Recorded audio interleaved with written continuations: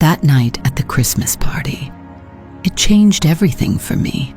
It's the night I realized I had been looking at my own life all wrong. My name is Olivia. I'm 37. I work at a tech company. I'm a project coordinator. It's a good job. I'm good at it. I'm the person who makes sure things don't fall apart. When there's a crisis, a deadline, a problem nobody wants to touch, it usually ends up with me. And I handle it. I stay late. I figure it out. I don't make a fuss. People at work know me as reliable. That's the word they use. Olivia is so reliable. It's supposed to be a compliment, I think. But it feels like being called a sturdy chair. Useful, but you don't really notice it's there. I'm an introvert. I'm quiet.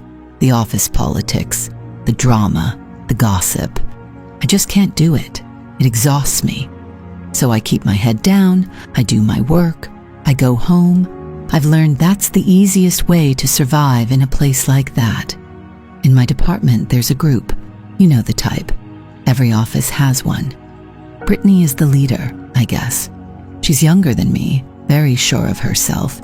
She has an opinion on everything and everyone, and she calls it just being honest. Then there's Megan. She's quieter, but she's always listening. She collects stories about people. I've always felt she resents me for being good at my job, but she'd never say it to my face. And Ryan, he's one of those guys who just wants to fit in. He's nice enough when you talk to him one-on-one, but in the group, he becomes someone else. He laughs at their jokes. He joins in. They never saw me as a person. I was just there, a piece of the office furniture, safe to ignore, safe to make fun of. I was never invited to their lunches or their after-work drinks.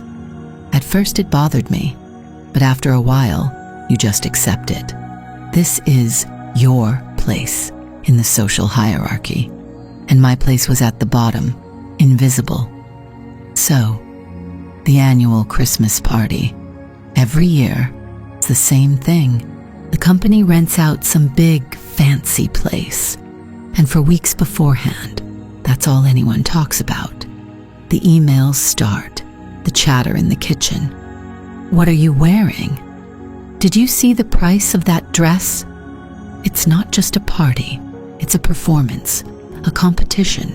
Who has the best outfit, the most expensive shoes, who looks like they belong in a magazine? I always hated it. The pressure was awful. Most years, I'd just find an excuse not to go. A headache, a family thing, anything. It was easier than showing up and feeling completely out of place. But this year was different. I got an email from HR. It wasn't the usual mass invitation. This one felt personal. It said my attendance was specifically requested. I read it a few times. I thought it had to be a mistake. Why would they want me there specifically? But it was real, so I knew I had to go. You don't ignore a request like that, and my first thought was dread. Pure, cold dread. Because I knew what it meant. I had to walk into that room. I had to face them. And I had nothing to wear. I'm not a flashy person. My budget is tight. I don't spend money on clothes I'll only wear once. It just seems wasteful. I looked in my closet. Nothing felt right. Everything was too simple, too plain, too Olivia, as I imagined them saying. I thought about buying something new. I even looked online, but the prices, I just couldn't justify it. Not for one night of feeling awkward. I was so close to just calling in sick anyway, to just hiding. And then I remembered the dress, my mother's dress. She passed away a few years ago. It was sudden. I have a few of her things, some books, a piece of jewelry, and this one dress. It was the one she wore for special occasions, holidays, anniversaries. It's not a modern dress. It's simple. It's from another time, really. I'd kept it in a garment bag at the back of my closet. I hadn't even looked at it in years. I took it out. I thought, maybe. I tried it on. and it fit perfectly. Standing there in my bedroom, wearing her dress, it was a strange feeling. It felt like she was there with me, like a little piece of her strength was wrapping around me. I knew it wasn't fashionable. I knew it wasn't what Brittany or Megan would ever choose to wear, but it meant something to me. It was the only thing I had that felt right. I made a decision. I would wear it.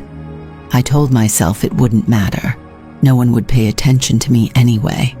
I'd go, show my face for an hour, and leave. I could be invisible for 1 hour. I was good at being invisible. It was a stupid thought. I was so naive. The night of the party arrived. I felt nervous all day. My stomach was in knots. Getting ready, I almost changed my mind a dozen times. I almost put on a simple black skirt and top, something that would blend in. But I looked at the dress, my mom's dress, and I thought, no, I'm wearing this for me and for her. I took a cab to the hotel. The whole way there, I was just telling myself, keep your head down. Don't make eye contact. Find a quiet corner. I walked into the ballroom. It was exactly what I expected. Loud, crowded. Everyone was dressed up. People were laughing, holding drinks, talking in loud, confident voices. I felt my courage just evaporate. I immediately wanted to turn around and leave, but I had to stay. I had been asked to be here, so I took a deep breath. I walked in. I tried to find a spot by the wall, somewhere out of the way, somewhere I could just observe and not be observed. But I wasn't fast enough. I saw them before they saw me. Brittany, Megan, and Ryan. They were standing in a little circle not far from the entrance. They were scanning the room, judging everyone who walked in, and then Brittany's eyes landed on me. Her smile faltered for just a second. It was a look of disbelief. She leaned in and whispered something to Megan. I couldn't hear what she said, but I didn't need to. I saw the look on Megan's face. Then Ryan glanced over. He had the decency to look a little uncomfortable, but he still smirked. I was too far away to hear the exact words, but I didn't have to be. I heard the tone, that low, mocking whisper. Then I heard a little burst of laughter from their group. It wasn't a real happy laugh. It was the other kind. The kind designed to be heard. The kind that's meant to carry. It hit me right in the chest. I knew in that instant they were talking about my dress. My mother's dress. I felt my face get hot. My hands started to feel cold. I just froze. I was standing there, in the middle of this loud, crowded room, and I had never felt more alone. All I wanted to do was disappear, to become so small that no one could see me.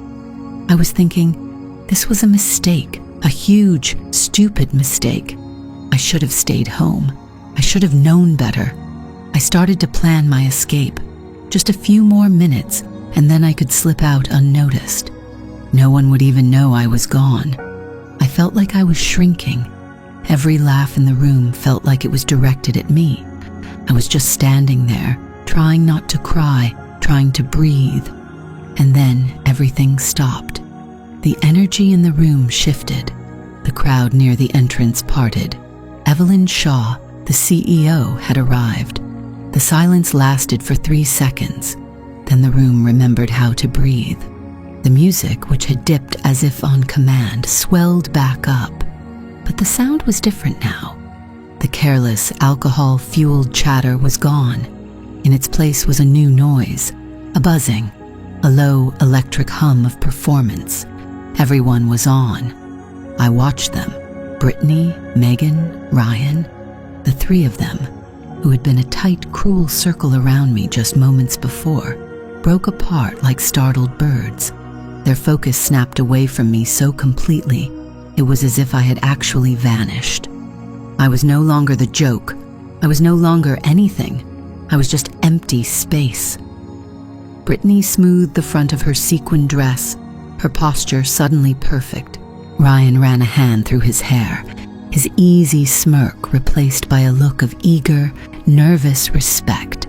Megan just watched, her eyes narrowed, tracking the new center of gravity in the room. Evelyn Shaw. I'd never seen her in person, not this close, only in company-wide video calls or in professional headshots on the corporate website. In those, she looked powerful, but distant. A concept. The CEO. Here, she was real. She was shorter than I expected, dressed in a simple, severe black pantsuit that probably cost more than my car. Her silver hair was cut in a sharp, elegant bob. She wasn't smiling, not really. It was something more practiced, a look of calm, absolute authority. She moved into the room and the crowd parted for her, not in a dramatic, movie-like way, in a subtle, magnetic way. People shifted, turned their bodies toward her, creating a path without even realizing they were doing it. She was the sun, and everyone else was a planet, silently adjusting their orbit. My own orbit was telling me to leave. This was my chance, the distraction I didn't know I was waiting for. Every eye in this ballroom was on Evelyn Shaw, every sycophant, every ambitious manager, every gossip was fixed on her. No one was looking at the quiet girl in the corner, the girl in the funny, old-fashioned dress. I can go. The thought was a lifeline. I can just slip out the door. No one will see. No one will remember I was even here. Tomorrow, it will be a half-forgotten story. Did you see what Olivia was wearing? A brief laugh, then it would be over. I could handle that. A brief laugh is survivable. My feet felt like they were bolted to the floor. My heart was still doing a frantic, painful rhythm against my ribs. Move, Olivia. Just move. I took a breath, a shaky, shallow thing.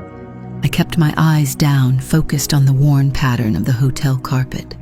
I started to shuffle, my back pressed against the wall, a crab walk toward the exit.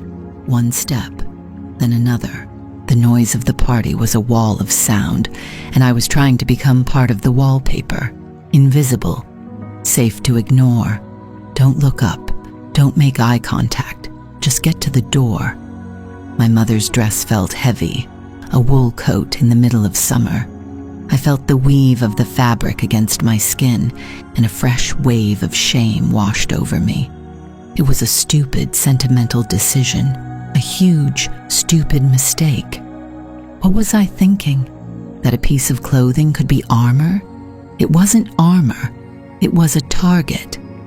I was halfway to the exit. My hand was already reaching in my purse for my coat check ticket.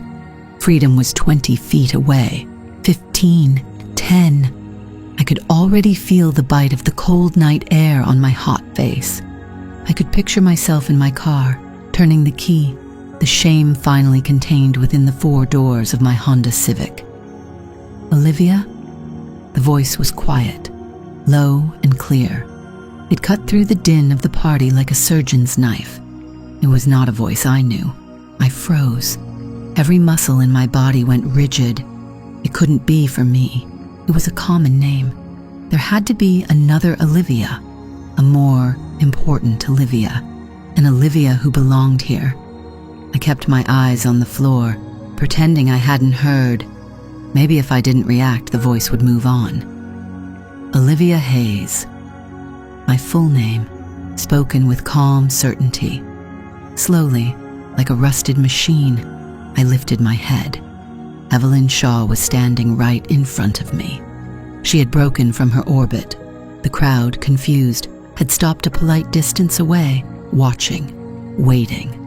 The CEO had stopped her tour of the room to speak to me. My mind went completely blank. A white screen. No thoughts. No words. She had kind eyes, and that was the first thing I noticed. Not kind in a soft, gentle way. Kind in an intelligent, perceptive way. They were a light, clear blue, and they were looking at me. Really looking. Not through me. Not past me. At me. "You were leaving," she said. It wasn't a question. It was an observation. I opened my mouth, but only a squeak came out. I swallowed. "Yes," I managed. My voice was a stranger's, thin and reedy. I just remembered something I had to do. A terrible lie, a child's lie. She had to know. The CEO of a billion-dollar tech company could probably smell a lie from 100 paces. A small smile touched her lips. It didn't reach her eyes. On a Friday night, during the company Christmas party? I hope it isn't work. I try to discourage that. Behind her, I could see them. Brittany, Megan, Ryan.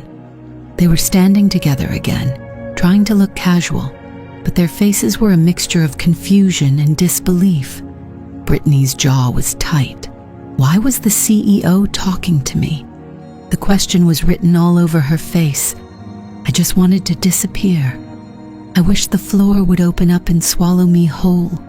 "No," I whispered, "not work." Evelyn Shaw's gaze drifted down, from my face to my dress.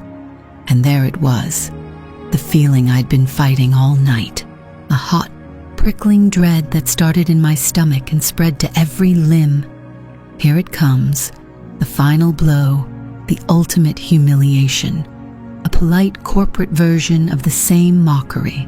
A raised eyebrow, a subtle, pitying smile. What an interesting choice, Olivia.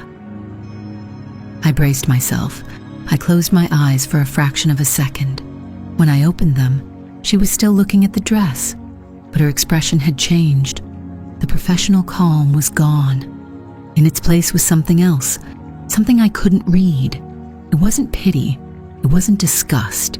It was recognition. Her eyes, those sharp, intelligent eyes, narrowed slightly. She took a half step closer, her gaze fixed on the simple, dark green fabric. She looked at the clean lines, the modest boat neckline, the way the sleeves were set. She saw the details, the things no one else would ever notice. The silence stretched. The whole party seemed to be holding its breath, watching this bizarre, quiet interaction in the corner, the CEO and the office furniture. Then she looked back up at my face. Her voice, when she spoke again, was softer than before, almost a whisper. "That's a Genevieve," she said, her voice filled with a strange, quiet certainty. "Isn't it?" I stared at her. My brain tried to catch up. Genevieve? I didn't know what that meant. It was just my mother's dress, a dress from a small boutique that closed decades ago. I don't know, I stammered. It was my mother's.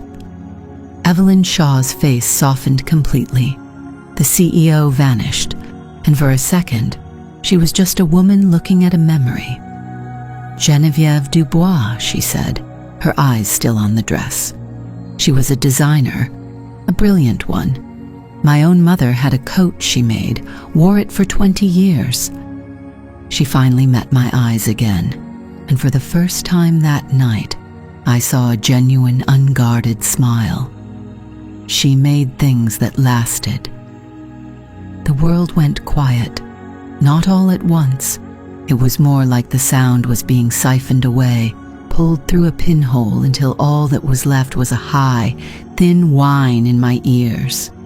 The thumping bass of the music, the clinking glasses, the cacophony of 100 conversations. It all receded into a distant, muffled hum. My blood was roaring. My face, which had been burning with shame just moments before, now felt cold and numb. Evelyn Shaw was still holding my arm. Her grip wasn't tight, but it was firm, grounding. It was the only thing keeping me from either floating away or collapsing into a heap on the floor. "Geneviève Dubois," she said again, her voice calm and clear, cutting through my internal chaos. I haven't seen one of her pieces in person in years. I couldn't speak. I could only look at her. Then my eyes flickered, against my will, to the side, to them, Brittany, Megan, Ryan. They were frozen. Brittany's mocking smile was still on her face, but it was brittle now, a cheap ceramic thing that had cracked. Her eyes were wide, darting between me and the CEO. Megan looked like she'd seen a ghost, her mouth slightly ajar. And Ryan just looked terrified. He wouldn't meet my eyes. He was staring at the floor, at his shoes, at anything but the scene he had helped create. They were a tableau of caught cruelty, and for the first time they looked small. So small. "Are you all right?" Evelyn Shaw asked me, her brow furrowing with genuine concern. She had seen it. Of course she had. She was the CEO. It was her job to see everything. I managed a nod, a tiny jerky movement. "It was my mother's," I finally whispered. The words felt foreign in my mouth, scraped raw from my throat. A look of understanding softened Evelyn's features. "Ah," she said, as if that explained everything, and maybe it did. She had impeccable taste. She didn't say it loudly. She didn't have to. In the sudden pocket of silence that had formed around us, the words landed like stones in a still pond. The ripples spread. I could feel them. I could see the heads of people nearby turning, their expressions shifting from disinterest to curiosity. Evelyn ignored them. Her focus was entirely on me, on the dress. "Genevieve was a friend of my grandmother's, Hub," she explained, her thumb gently stroking the fabric on my arm. "A brilliant designer, but fiercely private. She never wanted the fame. She made pieces for people she knew, people she felt understood her work. Each one was a story, not just a garment. A story. My mother had always said that. This dress has stories in it, Livy." The memory hit me so hard I swayed. My mother standing in front of her bedroom mirror, turning this way and that, the dark blue wool moving with her, her laugh. "My mother," I started, my voice gaining a little strength. "She got this when she was a young woman. She was a seamstress, a very good one. She did some work for a local theater, and Genevieve Dubois was consulting on the costumes for a play. They became friends. Felt strange, saying it out loud. A piece of private family lore I had never shared with anyone. A secret treasure.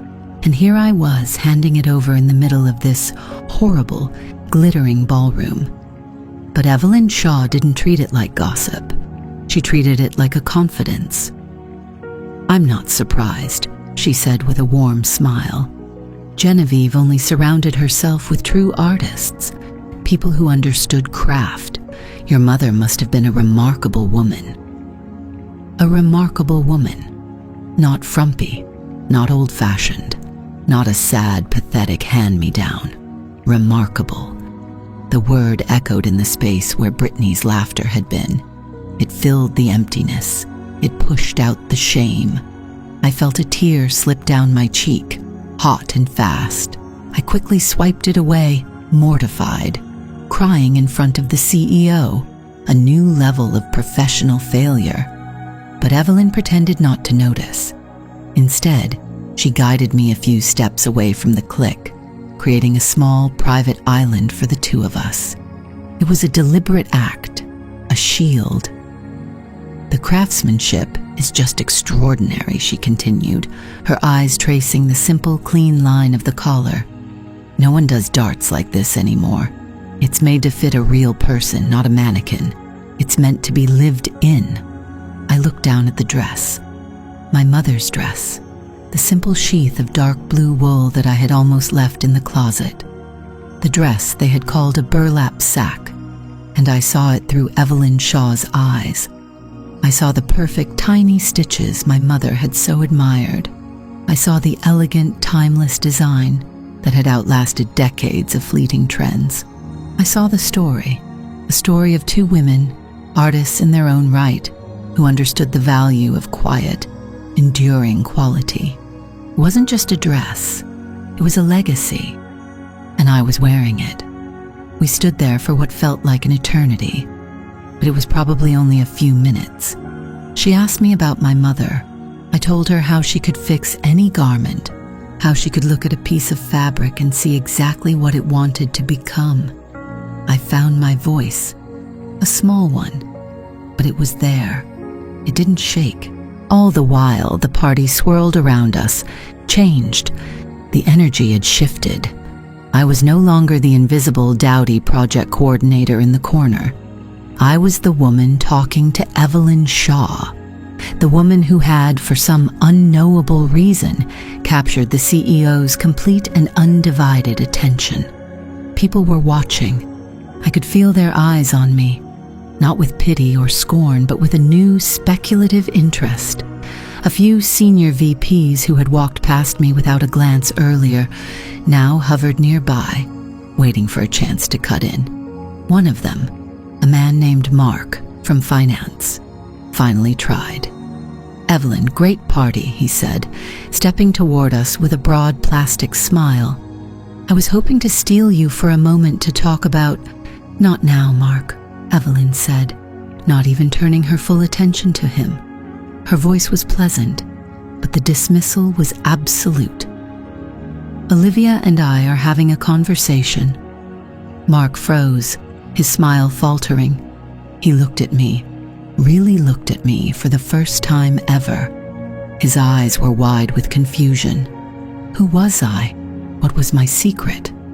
He gave a weak nod and retreated, melting back into the crowd. The power of it all was dizzying. I felt like I was standing next to the sun. Finally, Evelyn glanced at her watch. "I have to go circulate," she said, her tone apologetic. "But Olivia—" She paused and her gaze became serious, direct. "I am so glad you wore this dress tonight. It's beautiful." And it was a privilege to hear its story. She reached into the small, elegant clutch she was carrying and pulled out a business card. It was thick, creamy cardstock, with her name and title in a simple embossed font. "My assistant will tell you my door is never open," she said, a hint of a smile playing on her lips. "But for the woman in the Genevieve Dubois dress, it is, if you ever want to talk about anything." She pressed the card into my hand. Her fingers were cool against my palm. And then she was gone.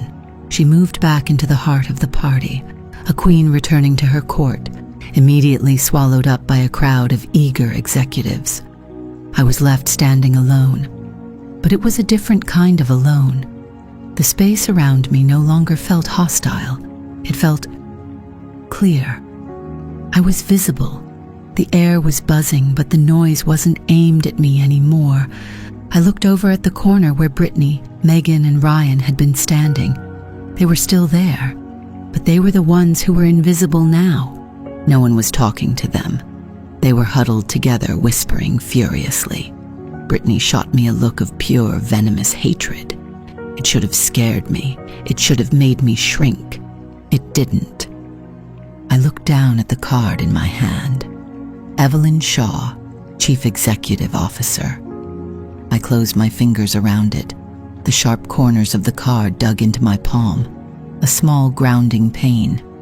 I decided it was time to leave, not because I was running away, not because I was hurt or ashamed, but because I was done.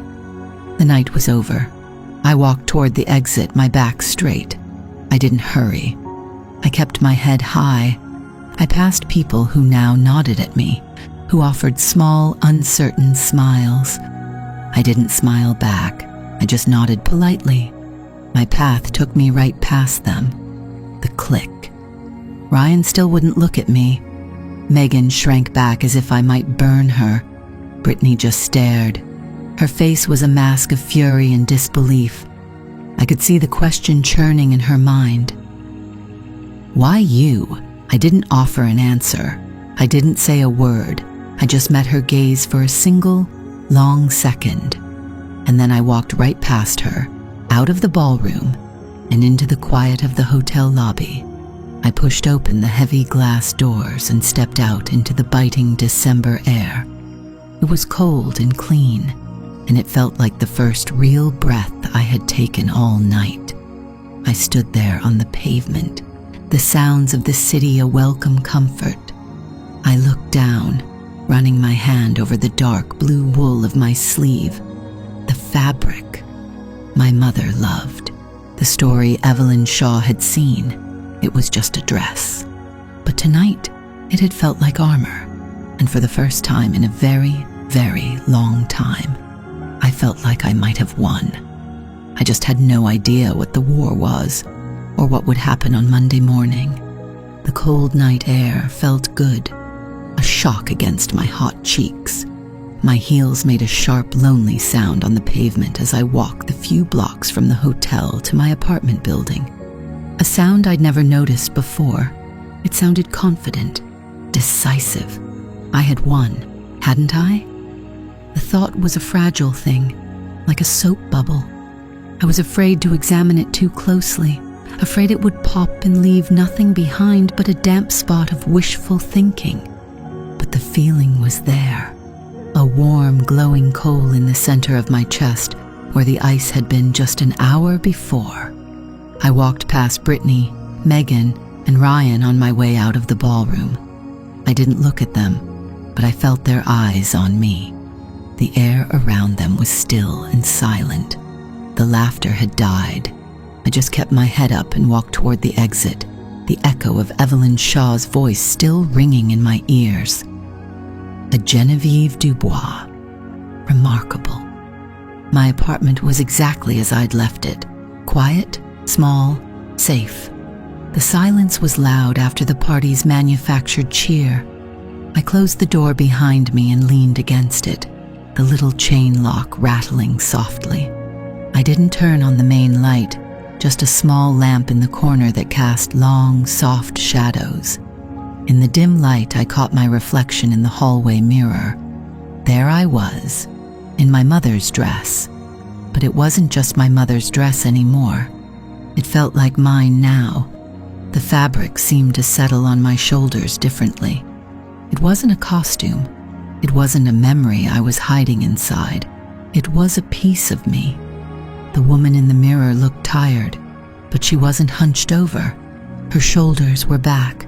There was a faint, unfamiliar spark in her eyes.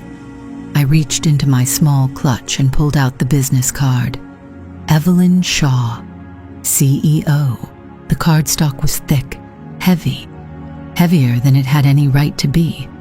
The lettering was embossed, a simple, elegant font.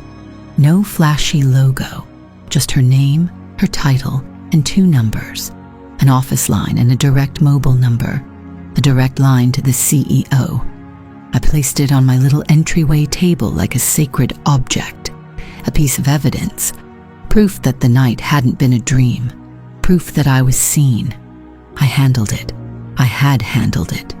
But the night was over. The party was over. The weekend was a long, empty stretch, and then there would be Monday. The victory lap in my mind lasted for about 12 hours. All of Saturday, I replayed the moment, the way Brittany's smile had frozen and then collapsed, the flicker of panic in Megan's eyes, the way Ryan just stared, his mouth slightly open like a fish. I savored it. I let the memory warm me as I drank my coffee, as I tidied my apartment, as I folded my laundry. I took the dress off carefully that first night, smoothed it out, and hung it not in my closet, but on the back of my bedroom door. I wanted to see it. It was a shield, a trophy. By Saturday evening, the dread began to seep in. What happens on Monday? The question started as a whisper and grew into a roar that drowned out everything else.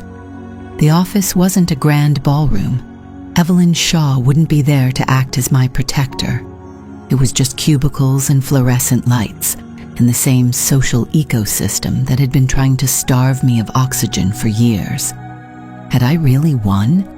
Or had I just painted a giant target on my back? They hated me before because I was easy to ignore, safe to ignore, safe to make fun of, an easy punchline that never fought back. Now Now I wasn't just the quiet, mousy girl in the corner. I was the quiet, mousy girl who had been singled out for praise by the CEO. I had been given a moment of grace, a moment of power.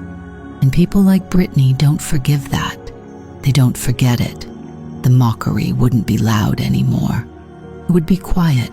It would be in the emails I wasn't copied on, the meetings I wasn't invited to, the sudden silence when I walked toward the coffee machine. It would be worse, so much worse. And then another thought, colder and sharper, cut through the anxiety. The email from HR. Your attendance is specifically requested. Why? I had forgotten about it in the chaos of the party, but now in the quiet of my apartment, it felt ominous. It had never happened before. In all my years at the company, I was just another name on a list. Why this year? Why me? Was it all some kind of test? A bizarre corporate social experiment to see how I'd react? It was a stupid thought, a paranoid thought. But the question remained, a splinter under my skin. Sunday was a wash. I couldn't focus on anything. I tried to read a book, but I just stared at the same page for an hour. I tried to watch a movie, but the dialogue was just noise. My apartment, usually my sanctuary, started to feel like a cage. Every tick of the clock was a countdown to Monday morning. I kept looking at the business card on the table. Feel free to reach out. I'd love to talk more. What was I supposed to do with that? Send an email? Dear Ms. Shaw, thank you for saving me from public humiliation at the Christmas party. It was a real highlight. It sounded pathetic, desperate. She was the CEO, a figure as distant and powerful as a queen. She had been kind for a moment, a fleeting, public act of grace. It probably meant nothing to her. She had probably already forgotten my name. Reaching out would be a huge, stupid mistake. It would make me look like I was trying to capitalize on her kindness, trying to leverage a brief conversation into something more. I decided not to do anything. I would go in on Monday, keep my head down, and pray that everything would just go back to normal. But I knew it wouldn't. Monday morning, I stood in front of my closet for a full 10 minutes. Every choice felt wrong, too bold, and I was asking for trouble, too plain, and I was admitting defeat. I finally settled on the most boring outfit I owned. Gray trousers, a black sweater, my uniform of invisibility, my armor. The commute was agony. Every person on the train seemed to be looking at me, whispering about me. My heart hammered against my ribs. My palms were damp. I felt like I was walking toward my own execution. I swiped my key card at the lobby turnstile. The little green light flashed. I was in, no turning back. The elevator ride up to the 14th floor felt like a lifetime. I was alone, thankfully. I stared at my reflection in the polished steel doors. The same tired face, the same nervous eyes. Nothing had changed, and yet everything had.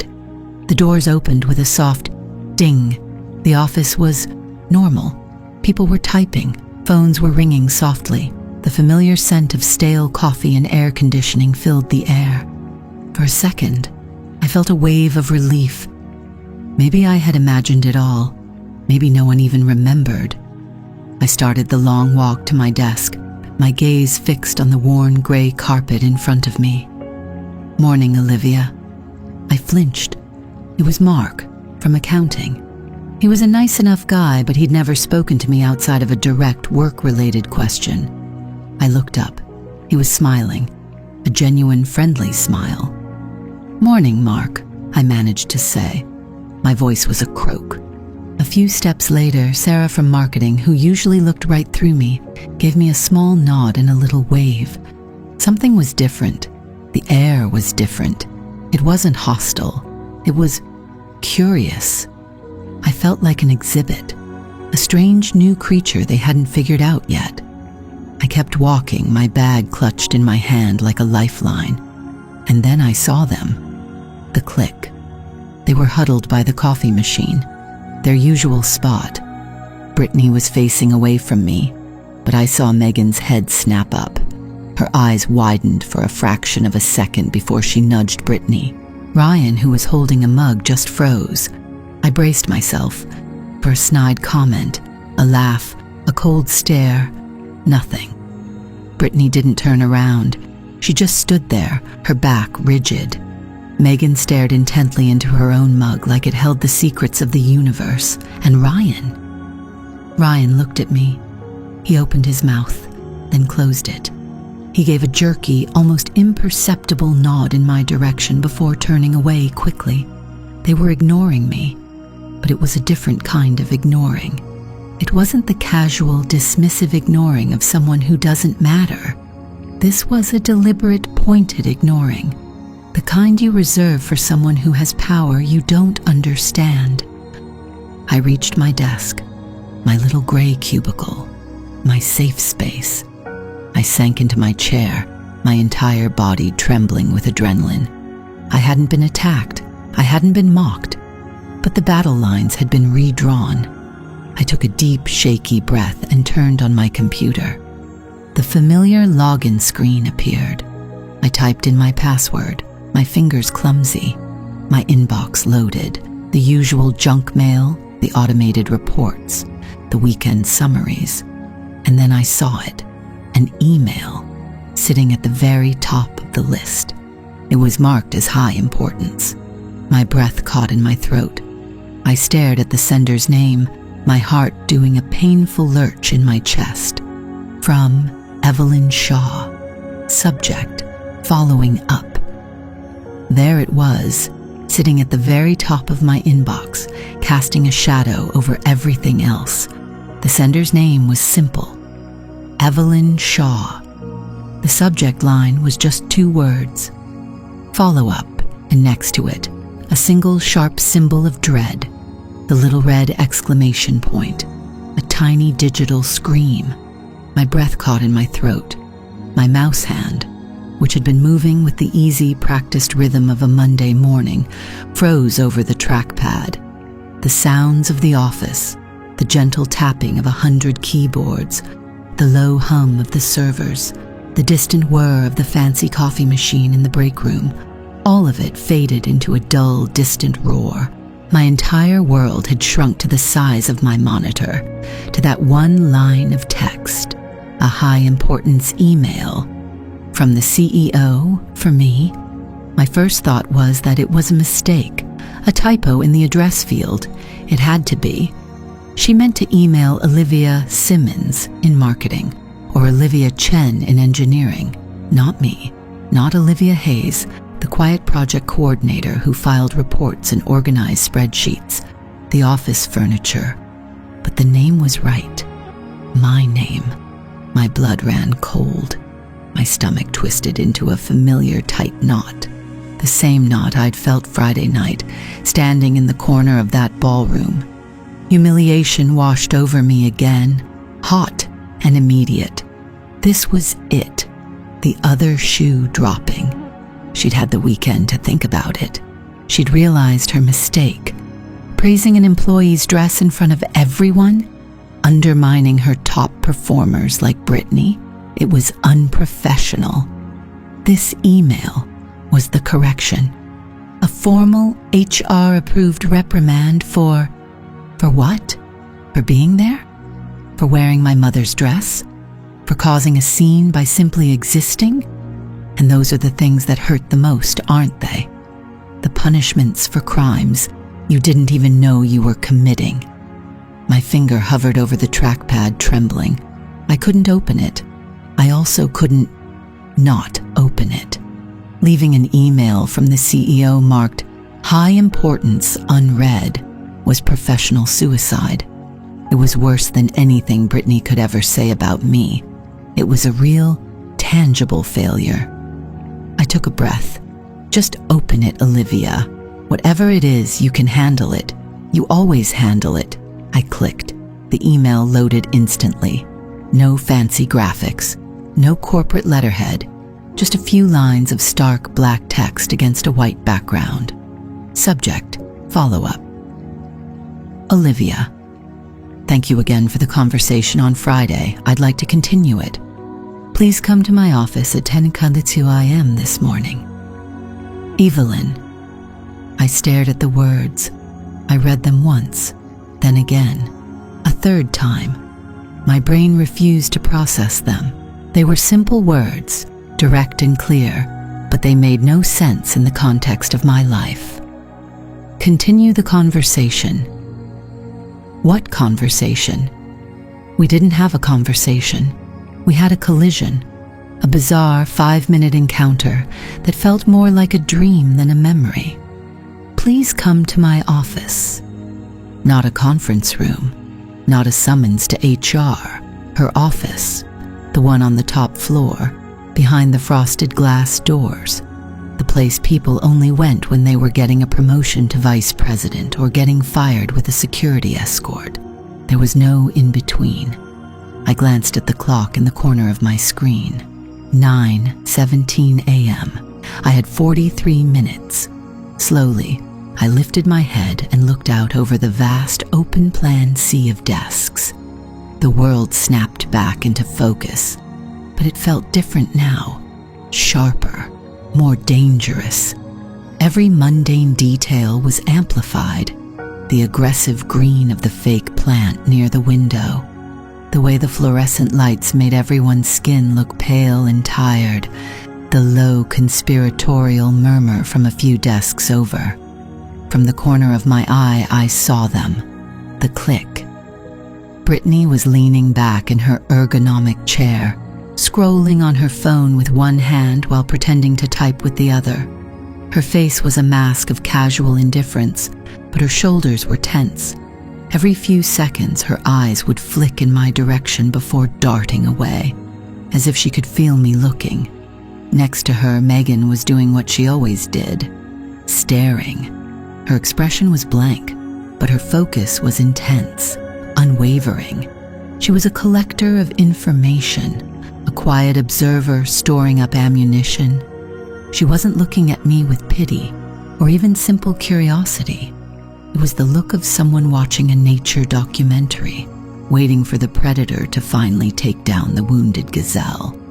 And then there was Ryan. He was hunched over his keyboard, typing furiously, his gaze locked on his screen. He was pointedly, aggressively, not looking at me. He hadn't said a single word to me since Friday, not even the cursory, "Hey," he usually managed. His guilt was a physical thing, a shield he held up to deflect any connection, safe to ignore. They didn't know about the email, they couldn't, but they were watching, waiting. The power dynamic had shifted on Friday night, and it had left a vacuum. They were waiting to see how I would mess this up, how I would prove that I was, and always had been, the person they thought I was, someone small, someone to be made fun of. My hands felt clammy. I wiped them on my trousers. 10 a.m. The time was a brand on my thoughts. I tried to click on a spreadsheet, to open a project file, to do something that looked like work, but my mind was a blank. All I could see were those words. Please come to my office. At 9:55 a.m., I stood up. My chair made a soft scraping sound on the plastic floor mat, and it felt like a gunshot in the quiet office. Heads turned, not just the clicks. People I hadn't spoken to in years glanced up from their work. I felt 100 pairs of eyes on me as I pushed my chair in. The walk from my desk to the elevators felt a mile long. It was a gauntlet of silent judgment. I kept my eyes fixed on the far wall, on the silver elevator doors that were my goal, my sanctuary. I could feel Brittany's stare burning into the back of my head. I didn't have to look to know she was smirking, whispering something to Megan. Look at her. Where does she think she's going? I passed their row of desks. I forced myself not to speed up. I walked at a steady, measured pace, just like I did every day on my way to the break room. My heart was hammering against my ribs like a trapped bird. Out of my peripheral vision, I saw Megan's eyes go wide as I passed the turnoff for the regular conference rooms and kept walking toward the executive wing. Ryan finally looked up, his face a mixture of confusion and alarm. I didn't look back. The elevator doors opened with a gentle ding. I stepped inside and pressed the button for the top floor. The doors slid shut, encasing me in a small mirrored box. For a few seconds, I was safe. I looked at my reflection, a pale, nervous woman in a plain gray sweater and black pants, the sturdy chair. Nothing about me looked like someone who belonged on the top floor. Nothing at all. The elevator opened onto a different world. The cheap, durable carpet of the main office was replaced by something thick and plush that muffled my footsteps. The air was still and cool. The lighting was warm and indirect, coming from hidden sconces on the walls, which were adorned with tasteful, abstract art. It was quiet, a deep, intimidating quiet that spoke of money and power. Directly ahead was a large, modern desk made of dark wood and brushed steel. Behind it sat a woman who looked like she'd been sculpted from it. She was sharp, elegant, and her polite smile didn't quite reach her eyes. Evelyn Shaw's executive assistant. She looked up as I approached, her expression perfectly neutral. "Can I help you?" she asked, her voice smooth and professional. My own voice felt stuck in my throat. I had to clear it to speak.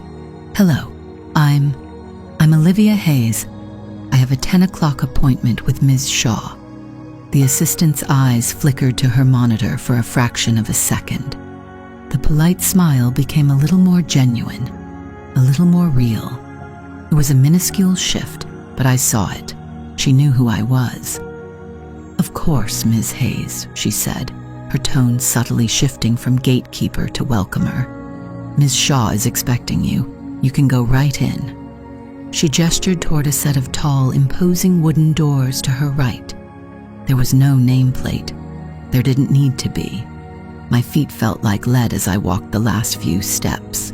This was it, the final moment. I reached for the heavy, cold metal handle, my mind a complete and utter blank. I had no idea what I was walking into, no idea what to say or what to expect. I was just Olivia, and I was about to open the CEO's door. The name on the door was simple: Evelyn Shaw, CEO, just 2 lines of clean black text on a silver plate. It felt less like a nameplate and more like a final verdict. My hand was hovering in the air, an inch from the wood. It was shaking. Just knock. It was a simple action. I did simple actions all the time. I filed reports. I answered emails. I made coffee. I could do this, but my muscles wouldn't obey.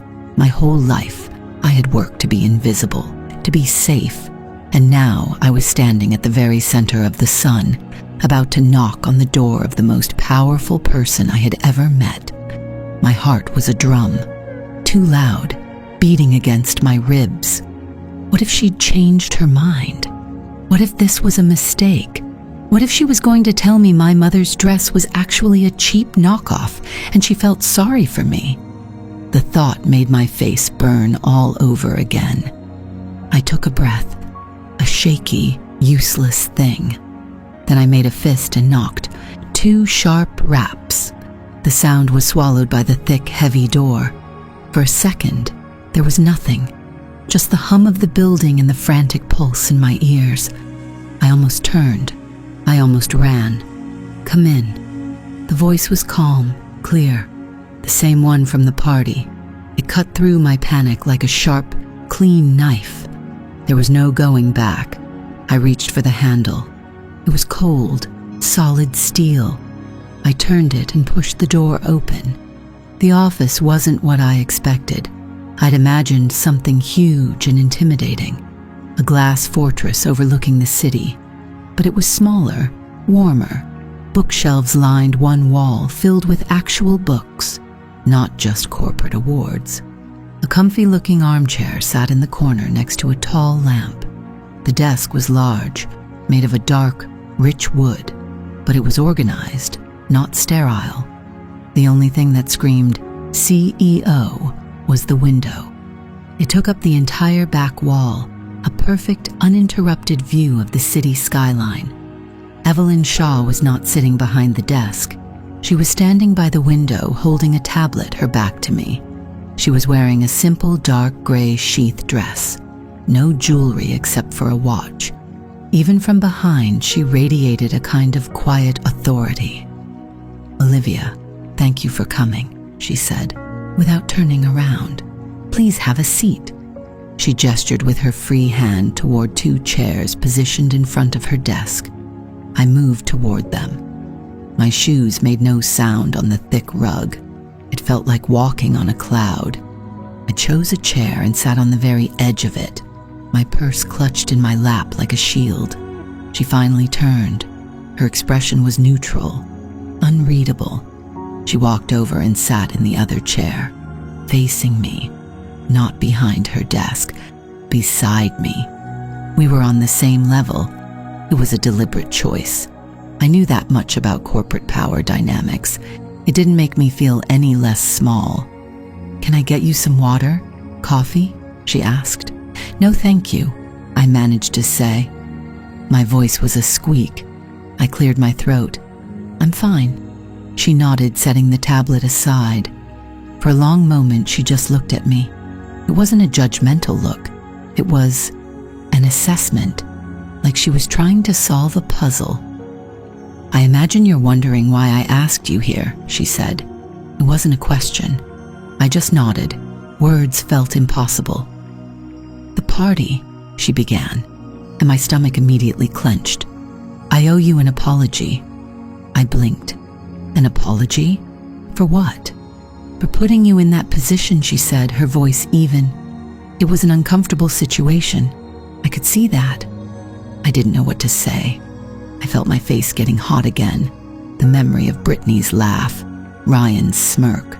So small, so quiet, but it was all right there, fresh and sharp. "It's okay," I mumbled. "I handle it." The words were out of my mouth before I could stop them. My standard defense, my mantra. I handle it. Evelyn's eyes didn't leave mine. "You shouldn't have to," she said softly. And the way she said it with such simple finality cracked something open inside me. It was a truth I had never allowed myself to think. She leaned forward slightly. "Your mother's dress," she said, her voice shifting. "It's been on my mind. Here it comes, the pity." Genevieve Dubois was a contemporary of my grandmother's, she continued. "My grandmother was a designer in Paris for a time. She always said Genevieve's work was for women who had their own stories to tell, not for women who wanted the clothes to tell the story for them." My mother. She was telling me about my mother. She had impeccable taste, Evelyn said, the same words from the party. But here, in the quiet of her office, they landed differently. They weren't a weapon to silence a bully. They were a statement of fact, a validation. "She was a good person," I whispered, surprising myself. Tears pricked my eyes, stupid, so stupid. "Crying in the CEO's office." "I have no doubt," Evelyn said. She didn't look away. She didn't act uncomfortable. She just let me have the moment. After a beat, she leaned back. The soft part of the conversation was over. I could feel the shift. "Olivia, do you know why HR sent you that email? The one requesting your attendance at the party?" I shook my head, my throat tight. This was it, the mystery. "I asked them to," she said. My mind went blank. Nothing, just static. "I asked HR for a list," she explained, her voice all business now. "A list of employees who fly under the radar, people with excellent performance reviews, perfect project completion rates, but who have zero social capital in the company. People who keep their heads down, do the work, and go home. People who are, for lack of a better word, invisible. A piece of the office furniture. The words echoed in my own head. Your name was at the top of that list, Olivia. By a significant margin. I stared at her. I couldn't process it. She had a list? A list of invisible people? Our company culture is something I take very seriously, she went on. And I've been hearing things, whispers, that certain departments have become toxic, that good people who are the backbone of this company are being marginalized, made to feel small. Brittany, Megan, Ryan. She knew. She had to know. Data and reports can't tell you everything, Evelyn said, gesturing vaguely at her desk. Sometimes you have to create a catalyst, an event, to see what happens, to see who people really are when they think no one in power is watching. It hit me then, a slow, dawning horror. The party, my dress, the laughter. It was a test. I was the bait. My humiliation wasn't an accident. It was an experiment. I felt a wave of sickness roll through me. My pain had been data.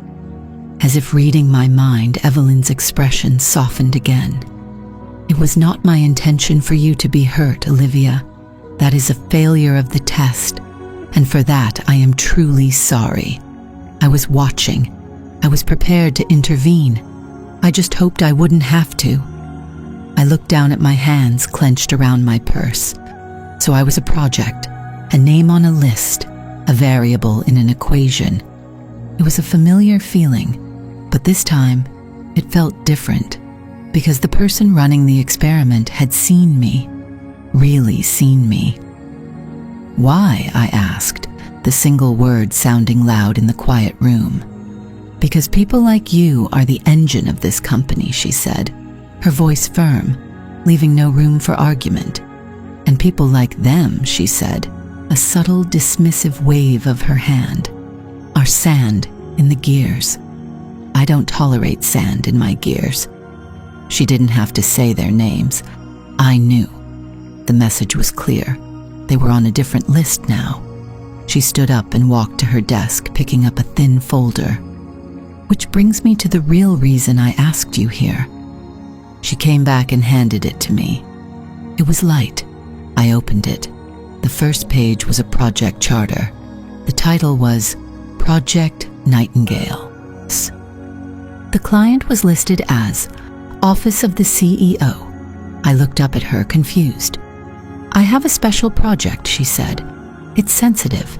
It requires absolute discretion, a meticulous eye for detail, and a perspective that isn't colored by a desire to climb the social ladder. She paused, letting the words sink in. It's a complete audit of interdepartmental workflow and communication, a quiet one. I need to know where the real work is happening and where it's being obstructed. I need to know who my engines are and who is sand. She was offering me a job. Not just a job, a weapon. You'd report directly to me, she said. Your current duties would be reassigned. This would be your only focus. I stared at the folder. Project Nightingale. It sounded like something from a spy movie. It sounded impossible. Me? Working for the CEO? I don't know what to say, I stammered. I'm a project coordinator.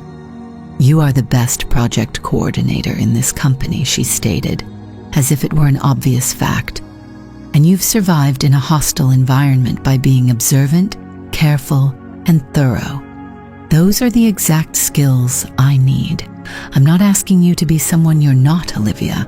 I'm asking you to be exactly who you are. But for me, exactly who you are. No one had ever said that to me. Not at work. Not ever, really. They always wanted me to be more outgoing, more assertive, more like them. But Evelyn Shaw was telling me my quiet, invisible nature was a strength, a qualification. I looked from the folder in my hands to the woman standing before me, the woman who saw a Genevieve Dubois dress and knew what it was, the woman who saw a quiet employee and knew what she was worth. a feeling rose up in me, something I hadn't felt in years, not since my mother was alive. It wasn't quite hope. It was more fragile than that. It was possibility, a tiny glowing ember in the cold, dead ash of my career. "Okay," I said. The word was quiet, but it felt like a cannon blast in the room. "Yes, okay." A small, genuine smile touched Evelyn Shaw's lips for the first time. "Good. Welcome to the project, Olivia." She walked me to the door. I felt like I was floating. My feet didn't seem to touch the ground. She opened it for me, and I stepped back out into the hushed, carpeted hallway. "My assistant will send you the details," she said. "Take the rest of the day.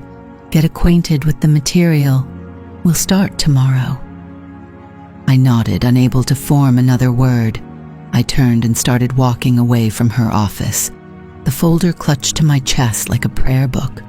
The hallway that had seemed like a path to my execution now felt different. It was the same hallway, the same lighting, the same quiet hum, but I was not the same. My name is Olivia Hayes, and I was finally seen.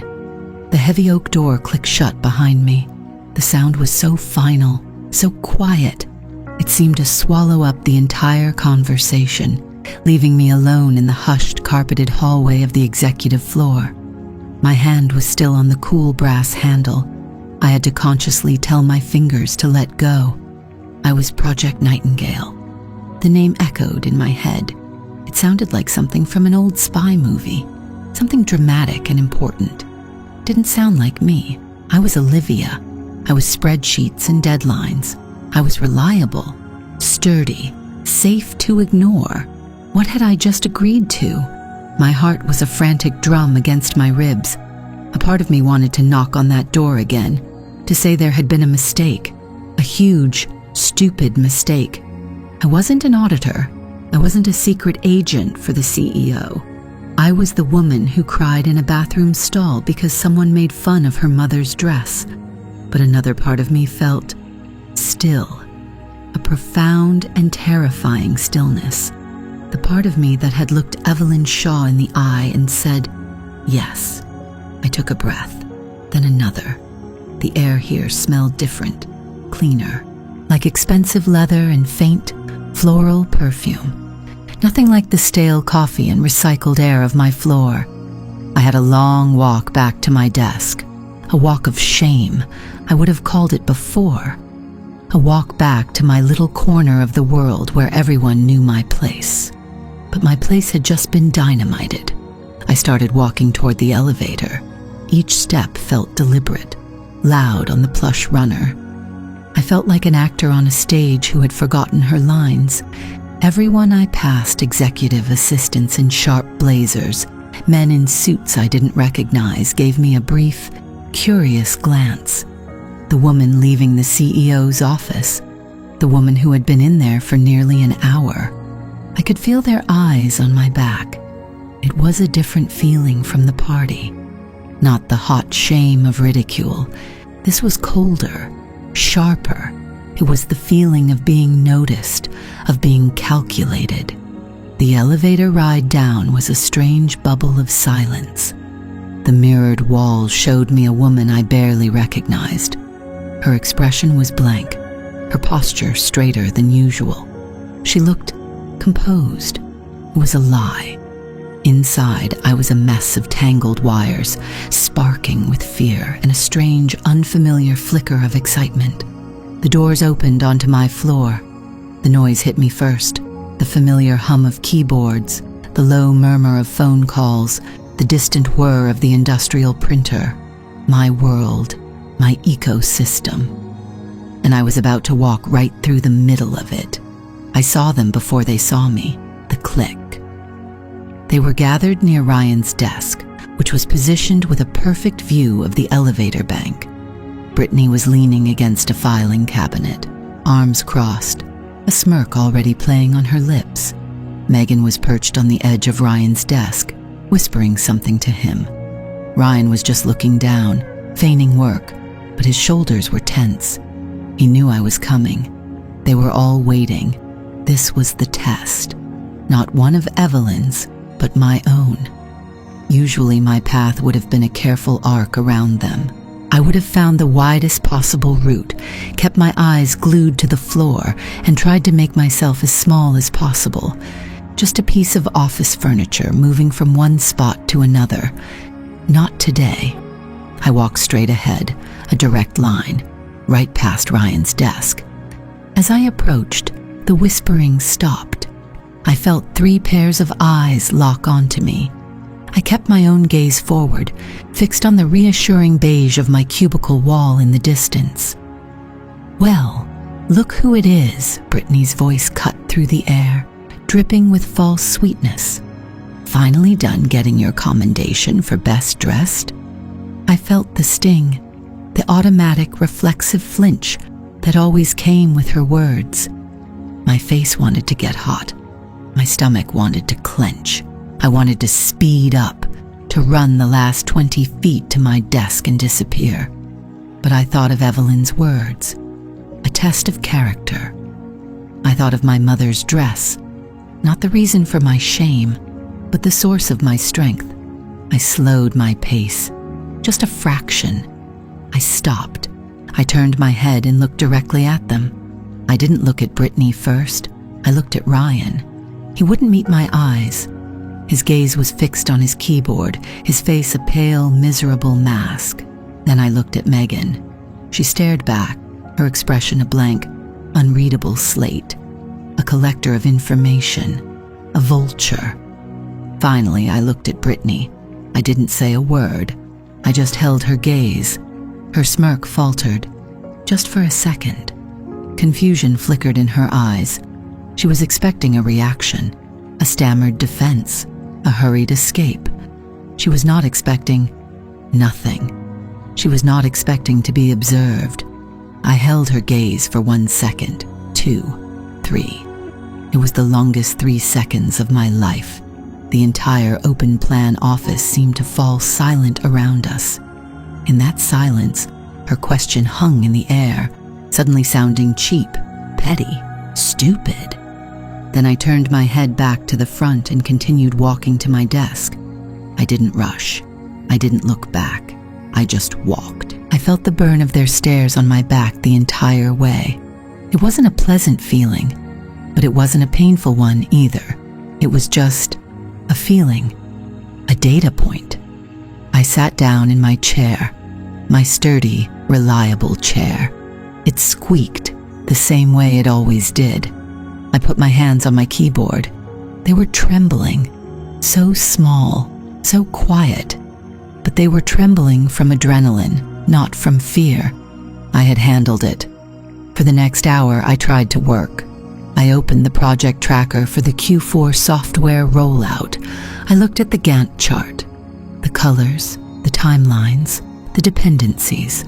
It was the language I understood best, but the words and numbers seemed foreign. They belonged to a different person, a different life, my old life. I was just staring at the screen when the email arrived. There was no sound, just a small notification in the corner of my monitor, but it felt like a thunderclap. From Evelyn Shaw to Olivia Hayes. Subject, Project N, Initial Directives. My breath caught in my throat. I clicked it open. The email was short, terse. Olivia. Attached, you will find your secure access credentials for the Nightingale portal. All communications and reports related to this project will be conducted through this channel exclusively. Your first task is to familiarize yourself with the system. Your primary directive is observation. Begin with your own department. Identify the sand. Identify the oil. I am trusting your judgment. EE. That was it. I scrolled down. There was a single, encrypted attachment. Credentials.zip2. I am trusting your judgment. The words seemed to lift off the screen. It was a weight, a heavy, terrifying, wonderful weight. For a moment I just sat there. I looked around the office. Over the low wall of my cubicle, I saw the same people I saw every day. Mark from accounting rubbing his temples, Sarah from marketing laughing on a phone call, and them, the clique. They were talking again, but quietly now, casting glances in my direction.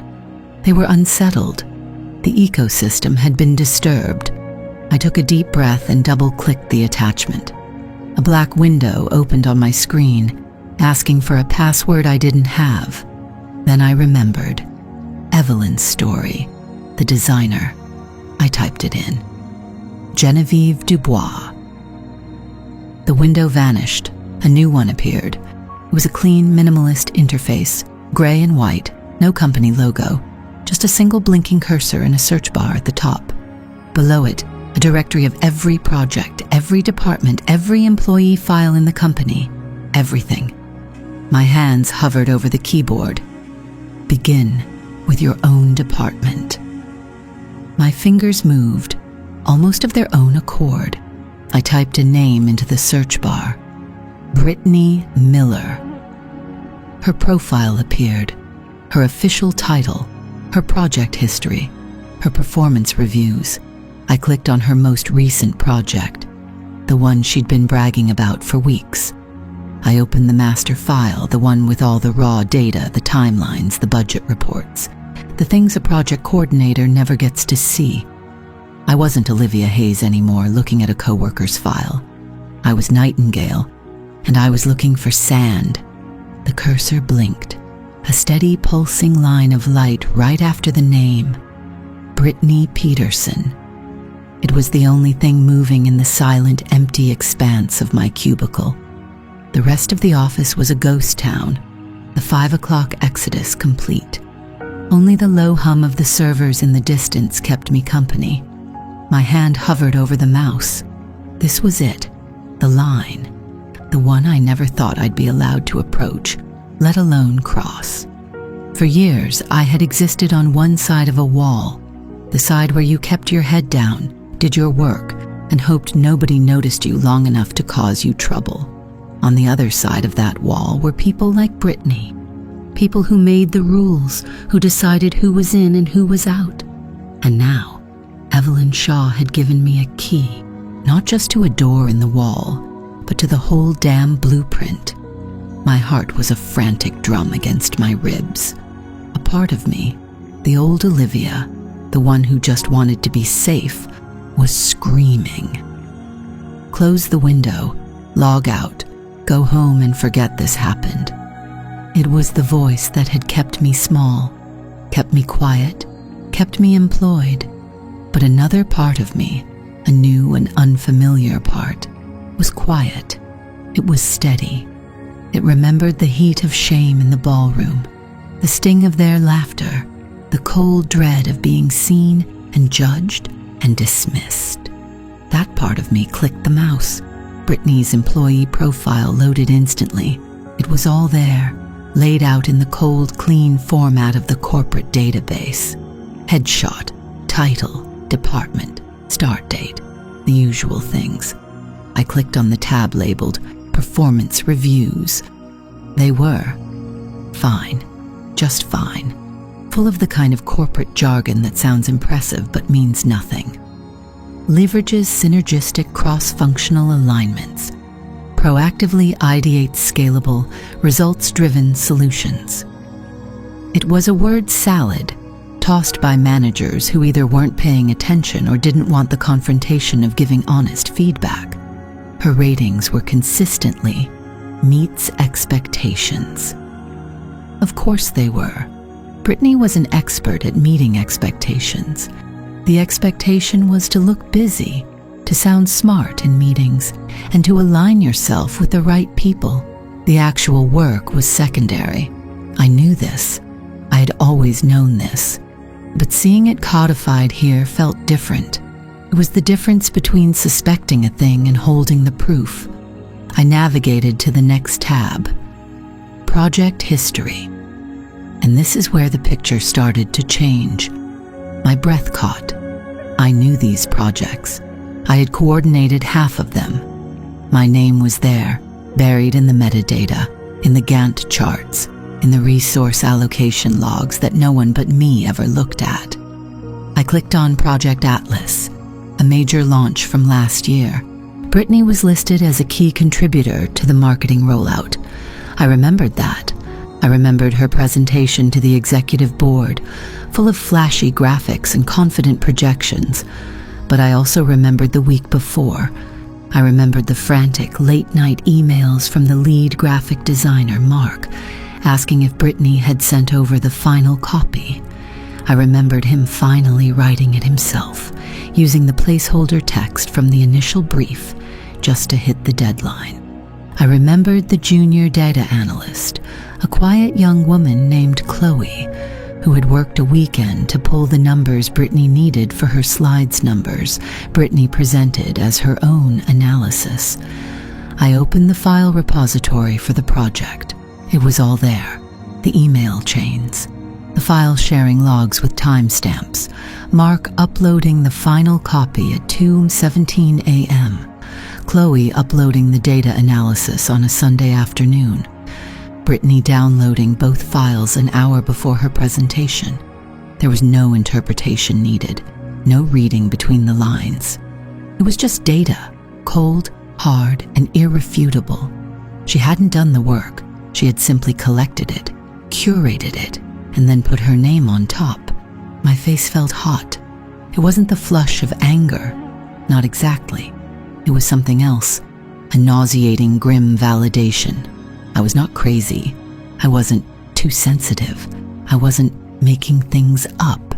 The things I saw, the little injustices I had to swallow every single day, they were real. And they left a trail. This was the sand in the gears. This was what Evelyn Shaw was talking about. It wasn't just that Brittany was cruel. Her cruelty was a symptom. The disease was this, the slow, grinding inefficiency of a system that rewarded presentation over production. How much time had been wasted? How much talent had been demoralized? Mark was still a mid-level designer. Chloe had left the company 6 months ago. How many Chloes had this company lost? My fingers moved with a new confidence. Megan. I typed her name. Megan Chu. Her profile was thinner, fewer projects. Her performance reviews were weaker, padded with phrases like a supportive team member and eager to contribute to group efforts. It was the corporate equivalent of a participation trophy. I dug into her project history. It was almost comical. On 3 separate projects, her name was listed, but her actual file contributions were 0. 0. She was a ghost in the machine, a name on a slide. Her primary function, I could see from the meeting logs, was to attend meetings with Brittany and agree with her. She was an echo, a professional accomplice. She wasn't sand in the gears. She was just dead weight, the gear that doesn't even turn. Then, Ryan Miller. His was the one that made my stomach twist, because Ryan's file told a different story. His technical skills were strong. His early project work was excellent. You could see it in the code check-ins, the detailed bug reports. He was good at his job. But then, about a year ago, the pattern shifted. I saw it clearly. A project where he and Brittany were on the same team. I found an email thread where a more junior developer pointed out a significant flaw in the approach Brittany was championing.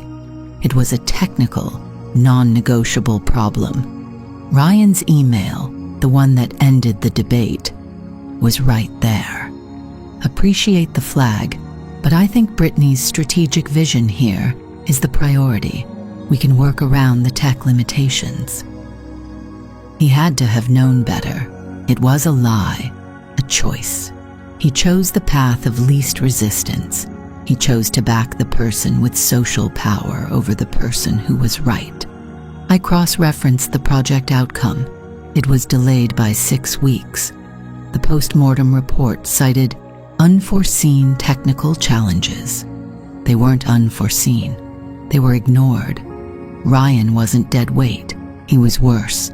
He was a faulty part, a gear that was deliberately, consciously grinding in the wrong direction to avoid making a sound. It was the complicity that held the whole broken system together.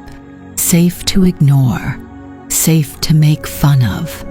The words echoed in my head. They had made a judgment about me, that I was safe to bully because I had no power.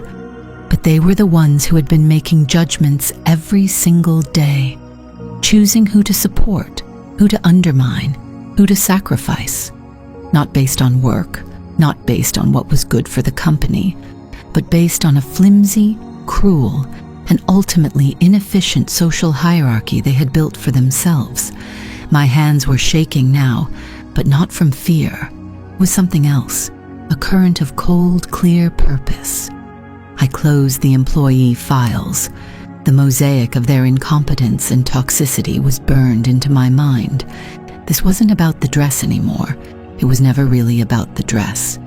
The dress was just the catalyst, the thing that made the invisible visible. I opened a new, blank document. The cursor blinked on the empty page, just as it had over Brittany's name. But this time it felt different. Didn't feel like a line to be crossed. It felt like a starting line. I typed the title, Project Nightingale, Audit Trail, Phase 1. Then I began to write. It's strange, the weight of a secret. It's not heavy like a stone. It's heavy like a change in the atmosphere, a pressure you feel in your ears before a storm. I walked through the office for a week with that pressure building behind my eyes. I was still Olivia, still reliable, still the person you could ask to find a missing invoice from 3 years ago. But I was also Nightingale. The investigation wasn't like in the movies. There was no sneaking around after hours, no secret cameras. It was all just data, the kind of data I had been looking at for years. Project timelines, expense reports, email chains, server access logs. The difference was the lens. Before, I was looking for errors to fix. Now I was looking for patterns. I started with Brittany. It was the easiest place to start, the ugliest. Her work was a monument to delegation. She would take on high-visibility projects, break them into tiny, uncredited pieces, and farm them out to junior staff. When the project succeeded, the success was hers. When it failed, she had a long list of people to blame. I found the emails, the chat logs. The digital paper trail of her credit stealing was a mile long. She was a black hole, sucking in the light of everyone around her. Megan was harder. She was quieter, more careful. She didn't leave a trail of project mismanagement because she barely managed any projects. She was a professional observer. Her currency was information. I cross-referenced her calendar with HR complaints. It was a perfect match. 2 days after Megan had a coffee chat with someone, a whisper campaign would start. A rumor, a seed of doubt planted about their competence. She was the rot that weakened the foundation before Brittany came in with the sledgehammer. She gathered the stones for other people to throw, and then there was Ryan. This was the part that hurt. Ryan was good at his job, very good. His code was clean, his projects were on time. The data showed a skilled employee, a real asset. But I dug deeper. I looked at the version histories for projects he'd shared with Brittany. I saw it, a critical error she had introduced. A few hours later, a fix from Ryan logged under his name. Then, a day later, the final project report, submitted by Brittany, with no mention of the near disaster or the person who had averted it. It happened more than once. He was her safety net. He was the talented friend who quietly cleaned up the messes, who let her take the credit because it was easier than confrontation. He saw it all. He knew. And he chose to be a bystander. He chose to be complicit. Was that better or worse? I didn't know. It just felt sad, a waste. I compiled everything into a single folder, a thin, black binder. It felt heavier than any server rack I'd ever had to help move. Each page was a fact, undeniable, impersonal. But my hand shook when I printed the final summary. This wasn't just data, it was their careers, their livelihoods. I sat at my kitchen table, the binder lying closed in front of me. The streetlights cast long shadows across the floor. For a second, I thought of my mother. I wondered what she would think of this. Her dress, the one they had mocked, was a symbol of her quiet strength, her authenticity. She never tore anyone down to build herself up. She was just her, unapologetically. Was this what she would have wanted? This secret, silent demolition? The thought was a stupid one. My mother was gone, and this wasn't about her dress anymore. It wasn't even about me. Evelyn's words came back to me. Sand in the gears. I wasn't punishing them for what they did to me at a party. I was just showing the company where the machine was breaking down. It was my job, a job I had accepted. I had to handle it. The email came the next morning, from Evelyn Shaw to Olivia Hayes. Subject, follow-up. Olivia, please bring your preliminary findings to my office at 4 p.m. today. Best, Evelyn. The day moved in slow motion. Every conversation in the kitchen was a potential threat. Every laugh from down the hall felt like it was directed at me. I saw Brittany walk by my desk, her phone pressed to her ear, a look of bored irritation on her face. She didn't even glance at me. I was still a piece of the office furniture, safe to ignore. At 3:58 p.m., I stood up, holding the black binder. It felt cold against my skin. My heart was a frantic bird beating against my ribs. I walked the long hallway to the executive suite. The carpet was plusher here. The air was quieter. Evelyn's assistant, a kind-faced man named David, looked up and smiled. "She's expecting you, Olivia. Go right in." Evelyn's office wasn't as intimidating as I'd imagined. It was large, with a wall of windows that looked out over the city, but it was filled with books and strange, beautiful pieces of art. It felt like a person's space, not just a CEO's. She was standing by the window, her back to me. She didn't turn around right away. "The city looks different from up here, doesn't it?" she said, her voice calm. "It looks organized, peaceful. You can't see the traffic jams or the arguments on the street corner. You just see the pattern." She turned, and her eyes fell on the binder in my hands. A flicker of something not happiness, not sadness, just a grim sort of acknowledgement passed over her face. "Let's see the pattern, Olivia." I walked to the large mahogany desk and placed the binder in the center. I didn't open it.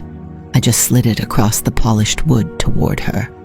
My job was to deliver it. The rest was up to her. She sat down, pulling the binder closer. She opened it to the first page. For 10 minutes, the only sound in the room was the soft whisper of her turning the pages. She didn't sigh. She didn't frown.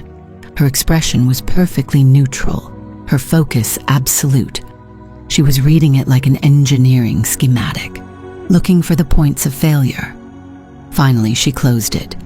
She folded her hands on top of the smooth black cover. "This is exactly what I expected," she said quietly, "and more thorough than I had hoped. You have a talent for seeing the truth in the details, Olivia." I just nodded. I couldn't find my voice. "This confirms it," she continued, tapping a finger on the binder. "Brittany is a liability. Megan is a poison. They create a culture of fear and siphon resources and morale. They are pure loss." She paused, her finger stopping. "And Ryan, he's a good worker," I said, my voice barely a whisper. "His work is solid. But he enables them," Evelyn finished for me. "He props them up. He makes their toxicity viable.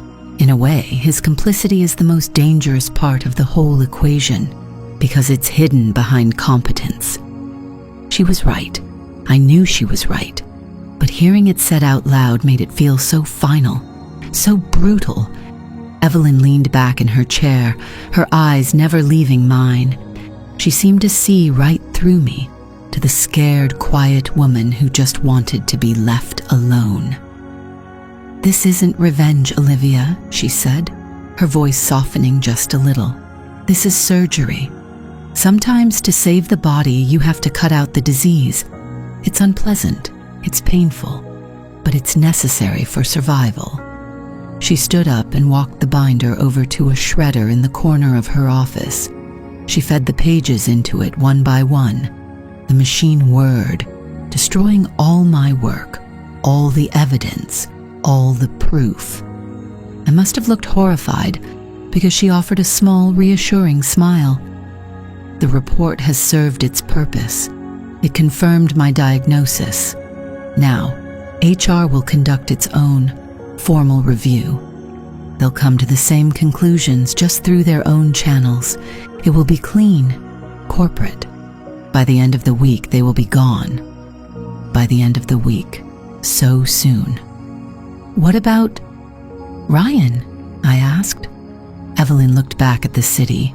"He'll be given a choice, a transfer to the Seattle branch with a final warning, or a severance package, a chance to start over somewhere else. It's more than he gave others." She came back to the desk and looked at me, her expression serious again. "Project Nightingale is just beginning, Olivia. This was only the first step. Are you ready for the next one?" I thought of the Christmas party, the laughter, the feeling of my face burning, of wanting the floor to swallow me whole. I thought of my mother's dress, hanging safely in my closet, a piece of armor I didn't need anymore. I wasn't that person now. I was still quiet. I was still me. But something had been unlocked, a sense of purpose, a sense of my own value. I met her gaze. "Yes," I said, and my voice didn't shake. I walked back to my desk. The office was the same. The low hum of the servers, the clicking of keyboards, the distant sound of Brittany's sharp laugh from the break room. Nothing had changed, but everything was about to. I sat down in my chair, invisible again, for now, and I waited. This was just the first step. Evelyn Shaw's words hung in the quiet air of her office. They didn't land with a crash. They settled, like a thin layer of frost over everything. Cold, sharp, final. I just nodded. My throat was too tight to form a question.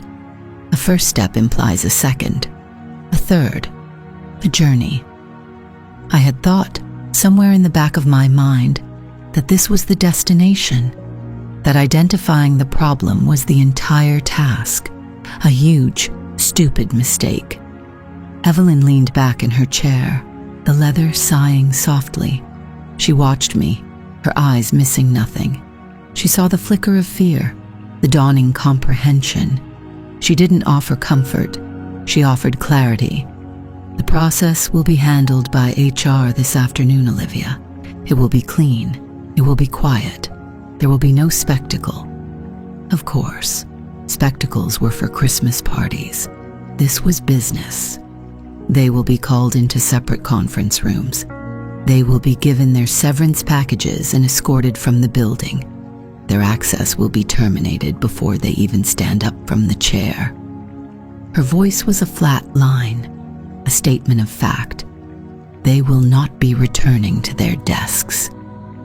I pictured it, the discreet tap on the shoulder, the walk down the hall, the closed door, the world changing for them in the span of 10 minutes, and they wouldn't even see it coming. A part of me, a small, dark, withered part, should have felt a surge of triumph, a sense of victory. But it didn't come. All I felt was a heavy, cold weight in the pit of my stomach. This was real. This wasn't just a report filled with data points and performance metrics. These were people's lives, messy, complicated lives, and I had held them in my hands. "Your job," Evelyn continued, pulling me from my thoughts, is to do nothing. You will go back to your desk. You will work on the Q1 project coordination charts.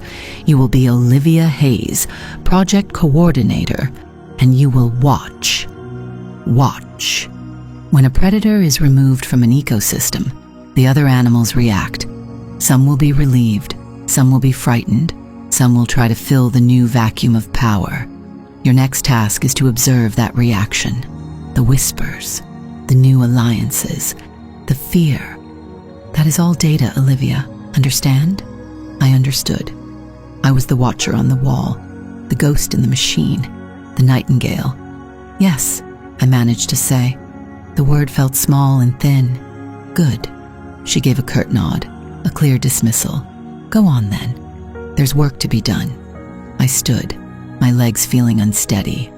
I walked to the door, my hand hovering over the cool metal handle. I didn't look back. I didn't need to. I could feel her gaze on me all the way out. The walk back to my desk was the longest of my life. The office looked exactly the same low hum of servers, the same fluorescent lights that always gave me a headache, the same people hunched over their keyboards, lost in their own worlds. Nothing had changed, but everything had. I passed Ryan's desk. He was laughing, leaning back in his chair, scrolling through something on his phone. He caught my eye for a fraction of a second. There was no recognition, no malice, just the blank, careless glance you'd give a filing cabinet. Safe to ignore. I saw Megan, 2 rows over, whispering with someone from marketing, her head bent close, a conspiratorial smile on her face, collecting gossip, her daily bread. And then I saw Brittany. She was standing near the coffee machine holding court. Her voice, sharp and confident, cut through the office hum. She was animated, telling a story, her hands gesturing wildly. A few people around her were laughing, not because it was funny, but because she was Brittany, and you laughed at Brittany's jokes. I slid into my chair, my sturdy, reliable chair. I was a piece of the office furniture again. It had never felt so much like a disguise. I opened the file for the Q1 project charts. The spreadsheet filled my screen. Rows, columns, deadlines. It was familiar. It was safe. I put my fingers on the keyboard and tried to focus. Click, clack. My mind wasn't on the dates. It was on the clock. Tick-tock. I felt a strange detachment, like I was watching a movie I had already seen. I knew the ending. They didn't. And those are the things that hurt the most, aren't they? The blows you never see coming. I remembered the heat in my face at the Christmas party, the way their laughter felt like tiny, sharp needles, the crushing weight of their judgment. I had wanted to disappear. I had wanted the floor to swallow me whole. I looked over at them again, laughing, oblivious. I did not feel powerful. I did not feel vindicated. I felt like a secret, a heavy, dangerous secret. It happened at 2:15 p.m. I knew the man who came for Brittany. His name was David. He was a senior director in HR. He always wore perfectly pressed shirts and had a calm, unreadable face. The kind of face you need when your job is to dismantle people's careers. He walked up to her desk, a thin folder in his hand. The laughter around her died instantly.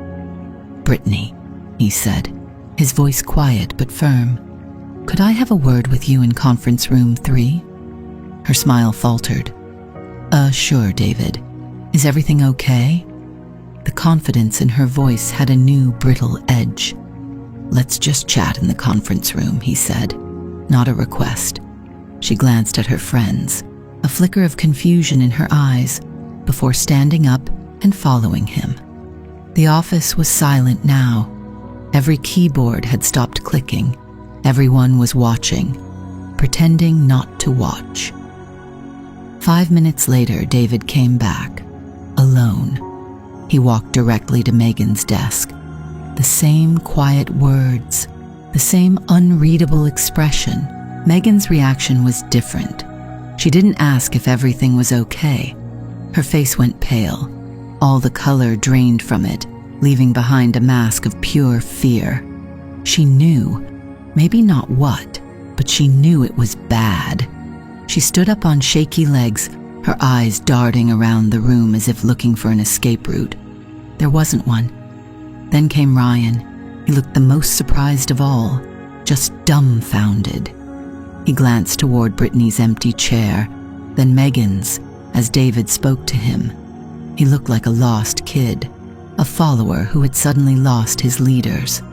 He followed David down the hall without a word.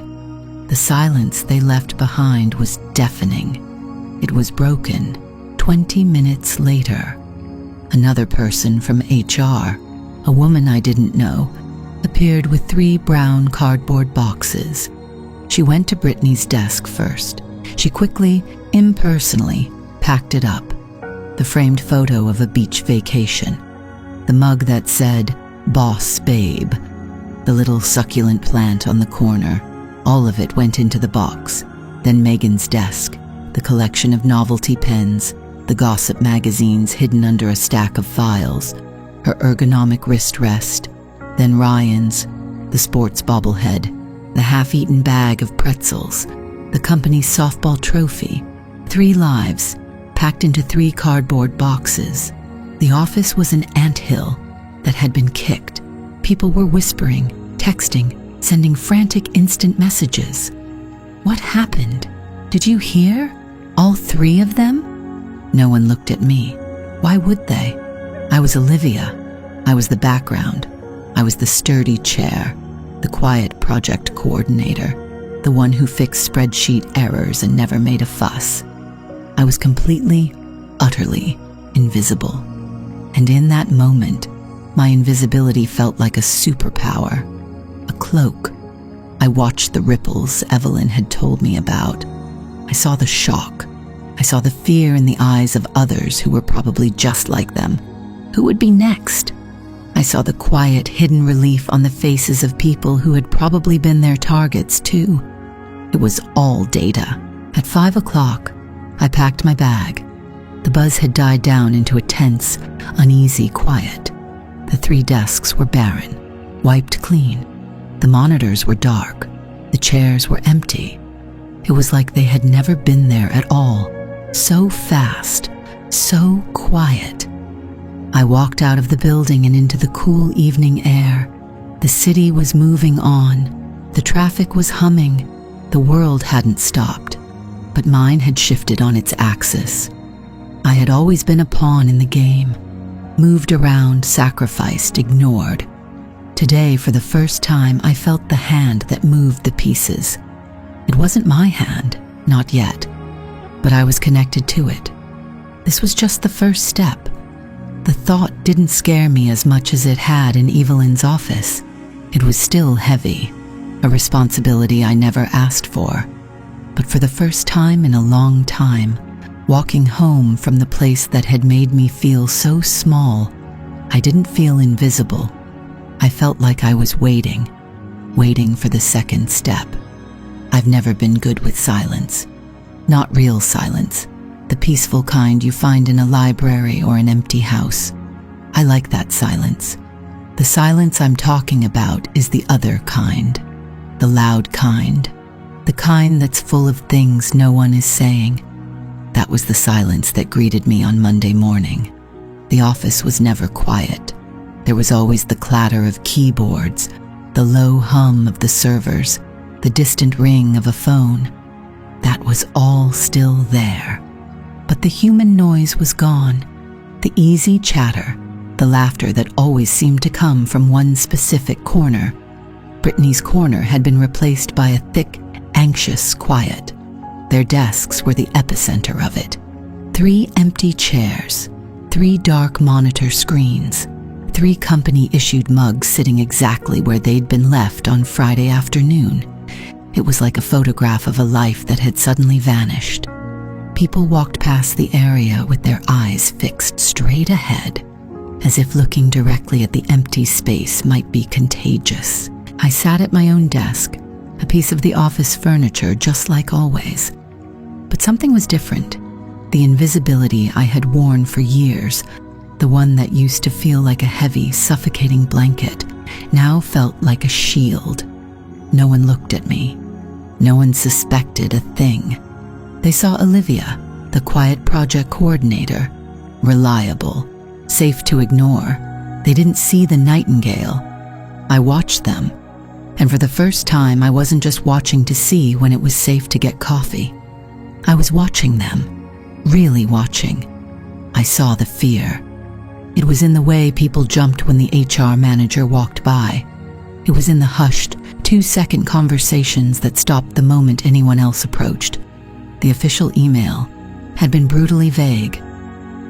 Brittany, Megan, and Ryan are no longer with the company. We wish them well in their future endeavors. Future endeavors. It sounded so final, so corporate. It was a clean, sterile execution. I saw the speculation, people trying to piece it together. Had they quit, all at once? Unlikely. Had they been poached by a competitor? Maybe. But all three? The rumors were quiet, frantic things. I heard snippets as I walked to the printer. Heard it was about the quarterly numbers. No. I bet it was that deal they lost last month. Someone said Ryan sent an email he shouldn't have. They were all wrong. And knowing they were wrong, knowing the real reason felt like holding a stone in my pocket. Heavy, solid, a secret. My secret. Did I feel guilty? I asked myself that question as I ran a system diagnostic. The cursor blinked on the screen. Yes. No. Maybe. I felt quiet. I remembered the heat in my face at the party. I remembered their smirks, the way Megan's eyes scanned my mother's dress with such casual contempt. I remembered the years of being the butt of a joke I was never quite told, and the guilt faded. It was replaced by something else, something cold and clear. Justice, maybe, or just cause and effect. They were the sand in the gears. Evelyn's words. I was just the one who pointed it out. That's what I told myself. By Tuesday, the fear had started to curdle into opportunity. That's how it works here. A vacuum is created, and the pressure of ambition rushes in to fill it. The new epicenter wasn't the empty desks anymore. It was Mark Jennings. Mark was a senior manager in marketing. He'd always been a rival to Brittany's team, competing for budget, for project leads, for the CEO's attention. He was loud where Brittany had been sharp, a backslapper where she had been a whisperer. He saw the empty space she'd left, not as a warning, but as a throne waiting to be claimed. He started holding impromptu meetings near the coffee machine. His voice was always a little too loud, his laugh a little too forced. He was gathering followers. People who had been on the fringes of Brittany's circle, people who were now adrift, were drawn to his loud, simple confidence. "Big changes, huh?" he said to a junior designer, clapping him on the shoulder hard enough to make him spill his water. "But it's a chance for us to really step up, show them what marketing can do when the reins are off." He didn't know I was listening. He didn't know I was documenting. 10:45 a.m. Mark Jennings tells junior designer that sales, Brittany's old department, was holding the company back. 11:20 a.m. Mark promises 2 members of his team that he'll be able to secure the budget from the now defunct sales project. 1:15 p.m. Mark takes credit for a data insight that I know came from Sarah in analytics because I helped her format the report last week. It was so easy. All I had to do was sit here and listen and type. My old life, my quiet, invisible life, had been the perfect training ground. I had spent a decade learning the patterns of this place from the shadows. Now I was just writing them down. It felt less like spying and more like translating. I was translating the unspoken language of the office, the power grabs, the petty thefts of credit, the subtle bullying into the clean corporate language of a report. the language Evelyn Shaw understood. The email arrived on Wednesday afternoon. The subject line was one word: Nightingale. My heart didn't pound. It just gave a single, hard thud against my ribs. The message was just as brief. My office, 5 minutes. I closed my laptop, stood up, and walked toward the executive suites on the top floor. No one paid me any attention. Just Olivia, heading somewhere. Probably to fix a scheduling conflict. Reliable Olivia. Evelyn Shaw's office was corner-to-corner glass. It looked out over the entire city. It was a place of absolute power. She was standing by the window when I came in, her back to me. She didn't turn around right away. "They're scared," she said. Her voice was calm, a statement of fact. "Good. A little fear is productive. Complacency is the enemy." "They're also repositioning," I said, my own voice sounding surprisingly steady in the vast, quiet room. Now she turned. Her eyes were just as intense as I remembered. They didn't just look at you. They seemed to be scanning you for information. "Mark Jennings," she said. It wasn't a question. I nodded. "He's consolidating the power vacuum." And he's using the same tactics as Brittany," I said, "taking credit for others' work, undermining other departments to make his own look better. He's just louder about it." A flicker of something, not a smile, but a kind of grim satisfaction crossed her face. Sand is sand. Whether it's loud or quiet, it still grinds the gears. She moved to her desk and gestured for me to sit. It was the first time I had ever sat down in this office. "Your first report was excellent, Olivia. It was clean, factual, and irrefutable. It gave HR everything they needed for a clean separation. No lawsuits, no ambiguity." "I just wrote down what happened," I said. It felt like a stupid thing to say. So small. "Most people can't do that," she replied, leaning forward slightly. "They see what they want to see. They report what they think their superiors want to hear. You reported the truth. That is a rare and valuable skill." She paused, letting the words hang in the air. This was it, the next step. "Brittany and her team were a symptom," Evelyn continued, "not the disease. The disease is a culture that allows people like that to thrive. Mark Jennings is the next symptom. I want you to continue your observations, focus on his team. I want to know who is enabling him, who is benefiting, who is simply trying to survive." She was asking me to decide who was a collaborator and who was a victim. The thought sent a cold shiver through me. This was more than just observing. This was judging. "What's the end goal?" I asked, the question leaving my lips before I could stop it. "Of Project Nightingale?" Evelyn looked out the window for a moment, at the sprawling city below. "This company has become bloated, Olivia. Inefficient. We have too many people who are experts at looking busy, at playing politics, at managing up. They are anchors, holding back the people who actually do the work. The goal of Project Nightingale is to identify those anchors, all of them, and to cut them loose. All of them." The scale of it hit me. This wasn't about one toxic clique.